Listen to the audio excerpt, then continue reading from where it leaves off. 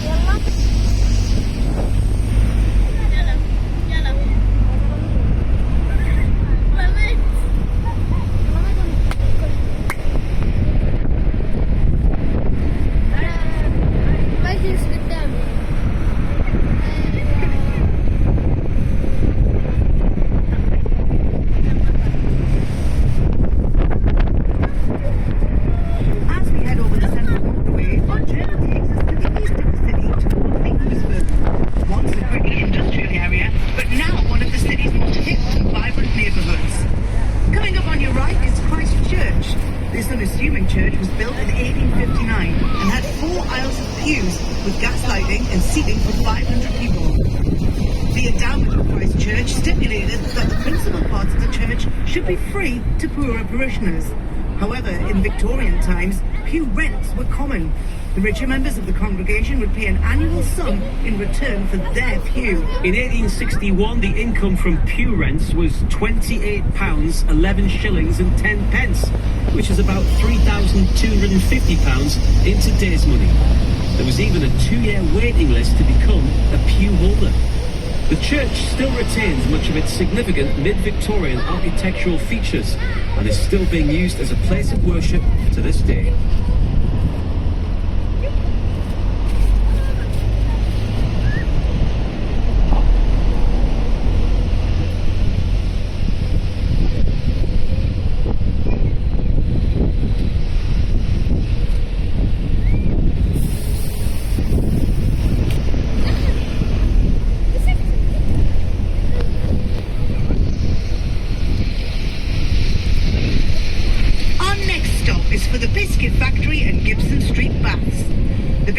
Is the UK's largest independent commercial art, craft and design gallery. The building was previously used for producing biscuits, hence the name. It now showcases and sells the work of over 250 artists and makers in seasonally changing exhibitions. Gibson Street, Baths, which is a short walk from here at New Bridge Street, is a Grade 2 listed property which opened in 1907 as a municipal swimming pool, public baths and wash house, and is believed to be one of the oldest surviving bathhouses in the UK. The baths had separate men's and women's entrances, which can still be seen today, and is notable for its ornate tiles and glazed domed ceiling.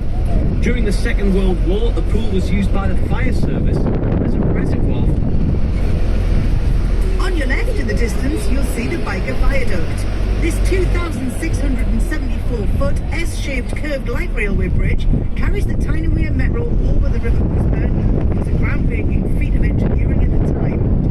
Construction took place between 1976 and 1979 and presented one of the biggest civil engineering challenges in the creation of the metro system. Designed by Uwe Arup and Partners and built by Morlem, the viaduct was a pioneering structure for its era. Notably, it became the first bridge in Britain to be constructed using cantilevered concrete sections with joints bonded using epoxy resin. Yep, you heard that right, this bridge. We're now descending into the Ousburn Valley, home to quirky bars and restaurants, a bustling music scene, flourishing creative networks, and abundant local history and heritage. Family-friendly attractions include Stepney Bank Stables, Ousburn Farm or 7 Stories, and the National Centre for Children's Books. For those wanting to sample some of what the Ousburn has to offer in the way of food and drink, try Kiln for fantastic cocktails and delectable food. Head to the Brinkburn Brewery for real ales in a relaxed atmosphere. Hop off at the next stop if you'd like to have a wander around.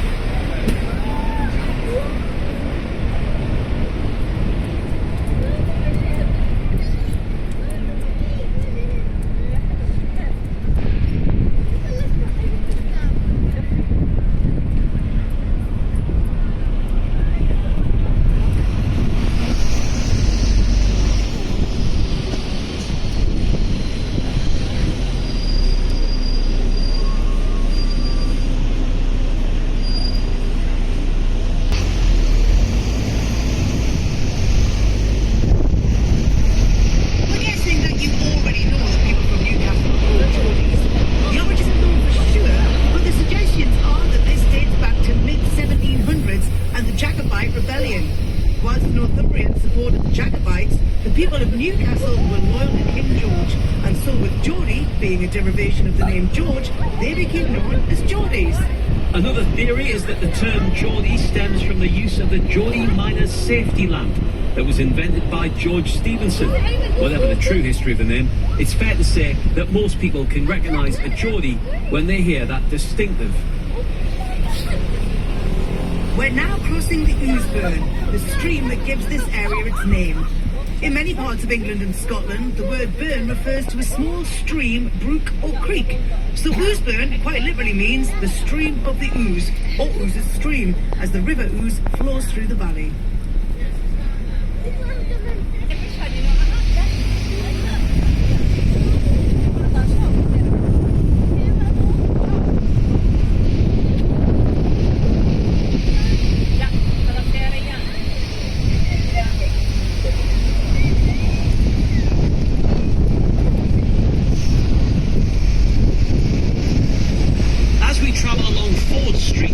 Imposing Victorian building on your left.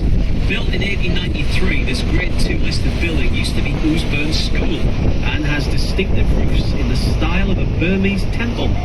Just before the school, you'll see a piece of unassuming green space on your left. This is the Ballast Hill Graveyard and was originally formed from ballast unloaded from ships that travelled on the River Tyne. Between the 17th and 19th century, Ballast Hills was the most important non-conformist burial ground in Newcastle, and it's estimated that up to 80,000 people are buried here. In 1930, the gravestones were removed and it became a park, as it remains today, nearly 100 years later. You can still see a few gravestones today laid in the paths around the park. Please hop up at the next stop if you'd like a closer look. You could also visit the nearby Free Trade Inn pub. It has spectacular views along the Tyne towards the city centre.